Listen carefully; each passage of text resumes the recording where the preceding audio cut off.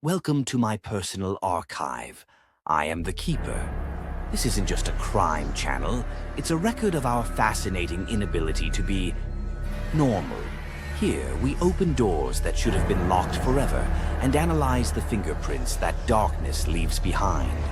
If you seek comfort or easy answers, this isn't the place for you. But if you have the stomach for the naked truth, pull up a chair. I have the keys.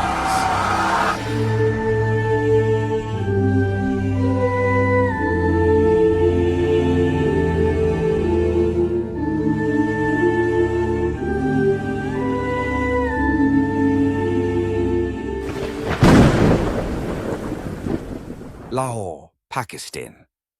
Late 1990s. A city simmering between urban chaos and a veneer of Islamic normalcy. And it was in this labyrinth of narrow streets and smoky barber shops that human depravity reached a new statistical milestone. Javed Iqbal, a name that should have been just another entry in the local police's bureaucratic chaos. But in January 1999, it became synonymous with something far more specific: 100 corpses, all boys. Iqbal wasn't an impulsive psychopath stumbling over his own crimes. He was methodical, organized, calculated. His neighbors described him as a reserved, polite man, overly curious about the whereabouts of street children. He owned a modest home with a peculiar trait. Its windows were permanently shut. On December 30th, 1999, Lahore police received a letter. Not through expected channels. No anonymous tip. No body dragged from a canal. The letter came from Iqbal himself. In it, he confessed, with bureaucratic coldness, to having killed 100 boys aged between 6 and 16. He provided logistical details: how he lured the victims, methods of elimination, destruction of evidence, and he added more, that his motivation was revenge against society, against the police, specifically. Javed didn't start as a monster. He started as a victim. In 1992, he'd been arrested for suspected child sexual abuse, but lacking solid evidence and following Pakistani norms, was quickly released. He never forgot, and he decided to make it clear: if the police wouldn't punish him, he'd punish the police, exposing through omission their failure. Every murdered boy was a dossier against the system. Iqbal used simple methods. He lured street children, many abandoned, orphaned, invisible to the state, with promises of shelter, food, or work. Children who would not be missed in homes that didn't exist. His targets were chosen strategically, not just vulnerable but ignored. The killing began with a sedative diluted in juice or tea, a common detail among South Asian serial killers, where cultural etiquette still relies heavily on hospitality. Then a wire, a smoky gray wire, strong, silent. He didn't cut, he suffocated. Slow death, total control, simple, controllable. After death, the bodies were dissolved in acid. Metal tanks in the basement. Household-grade chemistry obtained from Lahore's black market without raising suspicion. The remaining bones were discarded in plastic bags, thrown into rivers or vacant lots. 100 names, none found by police. 0. But why turn himself in? Why write a confession letter with date, time, number of victims, and location of the acid tanks? Simple. Because Javed Iqbal didn't believe the system had the guts to punish him proportionally. He wanted to be seen, not as a criminal, but as a mirror. He wanted society to look at the disappearances and admit it didn't care until it was too late. The letter came with records. Lists of names, dates, estimated ages, methods used, in dry language, almost like a horror auditor. The same patterns repeated. Always boys, always poor, almost always undocumented. He kept everything in order, like a librarian of carnage. At first, the police thought it was a sick prank, But upon arriving at the indicated house, they found 2 tanks with acid residue, partially dissolved children's clothes, and a series of handwritten notes describing the murders, including rough maps of where the bodies had been discarded. Of course, almost all were already unidentifiable. Acid doesn't leave much room for autopsy. They also found the clothes of his last 2 victims, carefully folded, like part of a ritual. Or sarcasm. Javed Iqbal fled after sending the letter, disappeared for over a month in Lahore's underworld, while police pretended to search and the press pretended not to know. When the panic became impossible to ignore, he surrendered, turned himself in at a local newspaper. He was unshaven, tired, but lucid enough to record a series of self-indulgent interviews with the reporter. In the interviews, Javed blamed everyone but himself, the state, the police, the parents who abandoned their children, even the victims themselves for trusting him. In other words, Javed believed he was conducting a social experiment. 100 deaths as if they were slides in a PowerPoint presentation with a moralizing conclusion. The Pakistani justice system, under international pressure, decided to put on a compensatory show. They sentenced him to death, but not just that. They opted for reflective execution. He was to be strangled with an iron chain in front of the victims' families, and then dissolved in acid, just as he had done to the boys. Talion law, full Pakistani mode.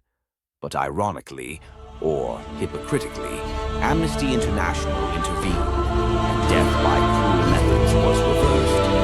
Still, before the new sentence could be enforced, Iqbal was found dead in his cell, Bangkok, hanging 1975. Alongside one of his accomplices. Southeast Asia had become the new paradise for Western youth, unofficially looking to escape war. Parents, taxes, and was not that of a delirious, land of temples, but of a functional drugs and hippies in search of spiritual enlightenment. Distorted, but while many sought the moral bubble Charles Sobhraj was after something else. Was a programmed act with European like inverted ethical loop. To understand Charles, you first need to forget the stereotype of the unhinged killer. He did not apologize. He wasn't a monster lurking in the woods. No remorse. He was charming, only multilingual. Hatred. Intelligent after his death, and absolutely the case was buried with the same efficiency. Born to an Indian father and a Vietnamese mother, he entered the world in Vietnam but grew up in France.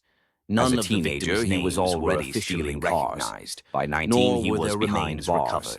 And like so many successful criminals, he learned to manipulate before he learned to drive. But Javed, when he realized he could live better by deceiving than by working, he got what he began a criminal career to become an included credit card fraud, Pakistan's fake identities, and casual poisoning. No matter how much they tried to steal, other times just to test any remotely serious conversation about his operational zone was always dehumanization of the hippie trail, and how an informal route between Europe and Southeast Asia traveled by open-minded, low-attention span backpackers. The most disturbing part, idealistic youths, didn't kill too naive to doubt a well-trained smile. Cold, Charles introduced himself as a gemstone trader. Since he spoke several languages and spent money in large bills, no one questioned it. When he found victims in Bangkok, Kathmandu, Goa, or Kuala Lumpur, he befriended them, offered shelter, even medical help if needed. And then the pieces started to fall. His favorite trick, lightly poisoning the victim with meds or contaminated food. When symptoms appeared, fever, disorientation, nausea, he popped up as the savior with access to doctors and medicine. The classic prince rescuing the damsel from a dragon he himself released. Once he gained complete trust, the profitable part began. Passports, money, traveler's checks. Some victims were killed, others just deceived. Selective discrimination based on risk-benefit analysis. A human algorithm of criminal probability. The first bodies began surfacing in 1975. In Bangkok, a Dutch couple found burned in swimwear. In Nepal, a Canadian tourist dismembered and buried in a shallow grave. In Calcutta, French travelers slowly poisoned. The patterns were subtle but real. Western victims disappearing after staying with a charismatic man with too many stories and too few documents. Local authorities, limited by borders and corruption, took a long time to realize it was the same man. And Sobhraj knew this. That's why he never killed twice in a row in the same country. He created circuits, one crime in Thailand, then months in India, a scam in Nepal, then vacation in Sri Lanka. Interpol only connected the dots because an Australian tourist insisted on reporting her friend's disappearance, something rare among tourists back then. When they finally named the urban legend of the Asian hippie killer, they called him the Serpent. He slithered between countries, changed faces, language, and demeanor. But the core remained the same. Total manipulation. His temporary arrests only grew his myth. In 1976, he was arrested in India, a rare moment of containment. The sentence, 12 years. But even in prison, Charles played the game. He bribed guards, received visitors with champagne and women, threw parties for fellow inmates. He was less a prisoner, more a luxury host in golden captivity. And when his sentence neared its end, he poisoned his own jailers at a party and escaped. He was recaptured days later. A calculated strategy. He wanted a new conviction to avoid extradition to Thailand, where hanging was certain. It worked. He bought more time and survived. When he was finally released in 1997, he was already a legend, sold the rights to his story, wrote books, gave interviews as if discussing a diet. In 2003, with an ego the size of the Himalayas, he decided to visit Nepal again. Yes, the place where he was wanted for murder. A journalist recognized him and he was arrested immediately. This time, there was nowhere to hide. He was sentenced to life in prison for murdering 2 tourists in 1975. And this time, the show was over. Charles Sobhraj wasn't just a murderer. He was a walking anomaly, a functional sociopath with high IQ and total disregard for other lives. He didn't kill on impulse, but out of convenience. Victims were obstacles or tools. He was the perfect manipulator, combining charm, narrative, and improvisation. Unlike typical serial killers, he had no ritualistic signature. His signature was the absence of one. The pattern was chaos, his personality was the disguise, and his weapon was feigned empathy. To this day, the real number of victims remains unclear, estimated between 12 and 24, but it could be double. Depends on how many bodies were really found before disappearing into rivers, jungles, or Asian cremation pyres, where few ask questions. Sobhraj was released in December 2022 for health reasons, at 78 years old. Free. The man who fooled entire countries, toyed with legal systems, and treated tourists like disposable casino chips, ended his life, sipping tea in a Paris apartment. The real horror? He never ran, and yet was almost never caught. Because in the end, Charles Sobhraj was nothing more than a reflection of what happens when intelligence disconnects from empathy. He wasn't a system glitch. He was the instruction manual of human failure, page by page.